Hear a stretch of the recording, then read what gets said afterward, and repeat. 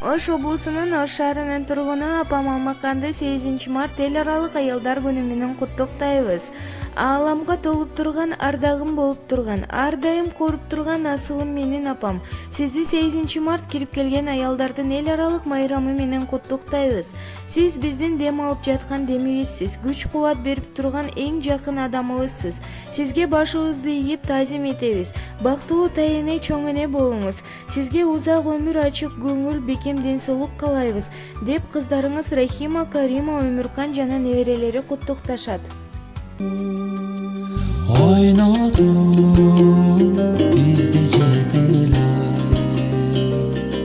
орутпай бактыңды бөлө,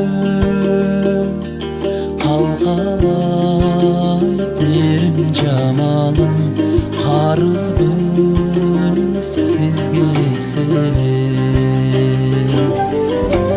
Кайгымды тарттым теңселип, карыздар ким бар менчелик, жүк болгон күнүм эстесем, жүрөгүм ооруйт төйкөлүп. Аламды нурга бөлөйсүң, ак көйнөк кийсең көйгөрүп, аламда бир дана аялзат, ажарлууң эмес сенчелик, сулуу эмес апа сенчелик.